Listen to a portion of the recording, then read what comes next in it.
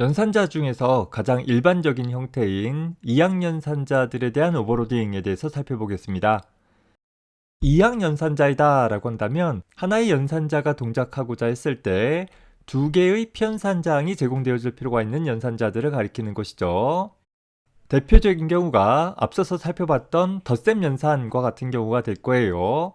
자, 이런 이항연산자 함수들을 클래스 멤버 함수로 만든다라고 한다면 아마도 add라는 함수 이름 대신에 operator plus라는 함수가 사용되어지게 되어질 텐데, 그 operator plus라는 함수의 첫 번째 매개 변수는 해당하는 멤버 함수를 호출한 객체에 대한 내용이 this pointer로 자동으로 전달되어질 것이요, 따라서 operator plus라는 연산자 함수는 그저 두 번째 피연산자 항만 매개 변수로 전달받으면 되겠다라는 것을 떠올려 볼 수 있을 것입니다.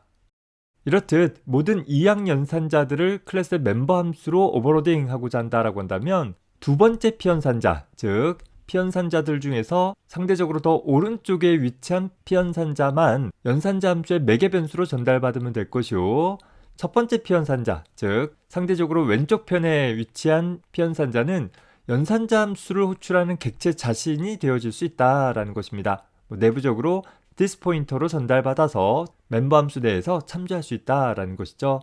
그러다 보니까 참고적으로 단항 연산자의 경우에는 첫 번째 피연산자밖에 없기 때문에 보통 연산자 함수의 매개 변수를 전달받을 필요가 없는 그런 구성이 되어질 것이에요. 더불어서 이항 연산자들은 연산을 수행을 하고 나서 적절한 타입의 결과값을 갖도록 하게 되어질 텐데, 일반적으로 산술 연산자들이다 라고 한다면 피연산자항과 같은 타입의 결과값을 갖는 것들이 일반적일 것이요, 관계연산자나 논리연산자 같은 경우에는 참 혹은 거짓의 값을, 또 출력연산자 같은 경우들은 뒤에 가서 다루겠지만 출력 객체를 결과값으로 갖게 되어질 것입니다. 자, 앞선 예에서 살펴봤던 컴플렉스라는 클래스 타입의 객체에 대해서 덧셈 연산을 제공할 수 있도록 플러스 연산자 함수에 대해서 오버로딩 할 수 있는 구성을 살펴보도록 해봅시다. 앞선 예제에서 살펴봤듯이 컴플렉스 타입의 객체에 대해서 덧셈 연산하는 멤버 함수를 제공한다 라고 한다면 두 피연산자가 바뀔 필요가 없기 때문에 첫 번째 피연산자인 this 포인터가 가리키는 객체를 바꾸지 못하도록 하기 위해서 const 멤버 함수 형태로 구성을 했고, 두 번째 피연산자는 add라는 함수의 매개 변수로 전달받되 효율적인 참조를 위해서 컴플렉스 타입의 레퍼런스로, 그리고 두 번째 피연산자 역시 수정할 수 없도록 제한하기 위해서 const 레퍼런스로 각각 지정을 해주었습니다. add 함수 내부에서는 this 포인터가 가리키는 객체와 매개 변수로 전달받은 객체의 실수부와 허수부를 각각 더해서 그것을 지역적으로 선언되어진 객체에 설정해주게 되어지고 그 값을 반환해주도록 구성을 해준 것이죠. 현재 지역적으로 선언되어진 객체의 값을 반환해줘야 되기 때문에 반환 타입은 컴플렉스 타입으로, 즉 return by value 형태로 반환할 수 있도록 구성을 해준 것입니다. 자, 이 add라는 멤버 함수와 동일하게 우리가 더하기 연산자 함수를 작성을 했다라고 하면 add라는 함수 이름 대신에 operator plus라는 함수 이름으로 대체해주면 된다라는 것이에요. 따라서 우리는 C1 객체와 C2라는 객체를 add라는 멤버 함수로 더해라 라는 연산을 다음과 같이 사용할 수 있었다라고 한다면, 이제는 C1 객체와 C2 객체를 add라는 멤버 함수 대신에 operator plus라는 멤버 함수를 통해서 더하는 효과를 얻어낼 수 있을 것이요, 더불어서 이렇게 operator plus라는 연산자 함수를 정의했다라고 하면 연산자 함수를 멤버 함수 형태로 호출하는 것이 아니라 마치 연산 기호를 통해서 직접 덧셈 연산할 수 있듯이 C1 더하기 C2라는 표현이 허용되어지게 된다라는 것입니다. 자, 우리가 연산자 함수를 정의한 것은 이렇게 사용하려고 정의한 것이 아니라 이렇게 사용하려고 정의하게 된 것이죠. 물론 기존의 멤버 함수를 통해서 처리하는 것도 나쁘진 않지만 더하기라는 기호를 통해서 복소수 객체에 대한 덧셈 연산을 수행을 할 수 있도록 한다라고 하면 좀 더 직관적이고 또 좀 더 간단하게 사용을 해볼 수 있다라는 장점이 생기게 되는 것입니다. 자, 다시 정리해서 보면 operator plus라는 연산자 함수에 대해서 C1이라는 객체는 this 포인터를 통해서, C2라는 객체는 매개 변수를 통해서 전달받는 거죠. this 포인터가 가리키는 C1이라는 객체를 변경하지 않겠다, 또 매개 변수로 전달받은 두 번째 피연산자인 C2라는 객체를 효율적으로 전달받되 변경시키지 않겠다라는 것을 지정을 해준 것입니다.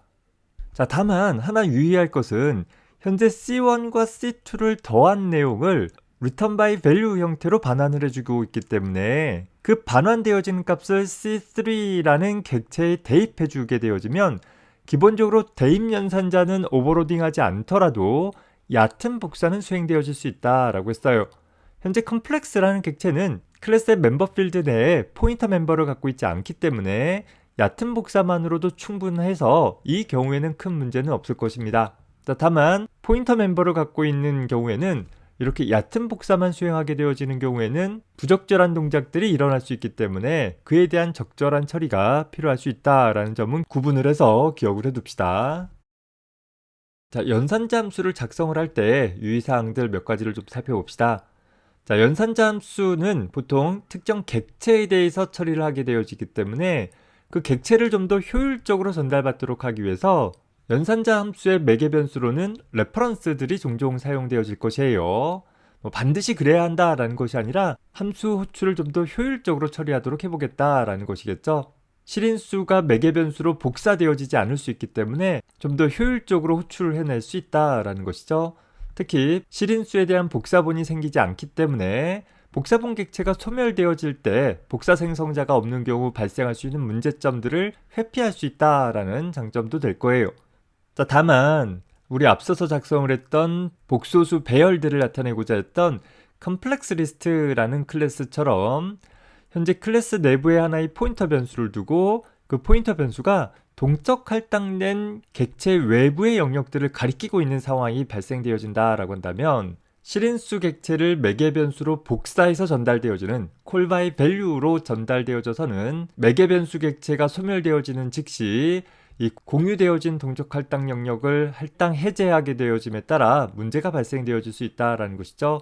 그래서 이런 경우에도 적절하게 동작하기 위해서는 반드시 복사 생성자를 컴플렉스 리스트라는 클래스에서 제공을 해줌으로써 이런 문제를 회피해 나갈 수도 있다라는 것을 참고 삼아 기억을 해둡시다. 자, 더불어 매개 변수 객체의 내용을 그저 참조만 할 뿐 그 매개 변수 내용을 수정하지 않겠다라는 것을 명시적으로 표현하고자 한다라고 하면 피연산자 경우에 단순히 레퍼런스로 전달받기보다는 컨스트 레퍼런스로 전달받음으로써 좀 더 효과적으로 또 안전하게 사용을 할 수 있도록 제안을 해볼 수 있는 것입니다. 다만 매개 변수가 컨스트 레퍼런스이다 라고 한다면 현재 함수 내부에서 이 매개 변수에 대해서 호출할 수 있는 모든 멤버 함수들도 모두 다 컨스트 멤버 함수들만 호출이 가능하다라는 점 기억을 해둬야 될 것입니다. 두 번째로 뺄셈 연산자 오버로딩에 대해서 살펴봅시다. 자, 마찬가지로 뺄셈 연산자 함수 이름은 오퍼레이터 마이너스라는 이름을 갖고 있는 연산자 함수이고 멤버 함수 형태로 정의한다 라고 하면 첫 번째 피연산자는 디스포인터로 두 번째 피연산자는 오퍼레이터 마이너스라는 연산자 함수의 매개 변수로 전달되어지게 될 것입니다.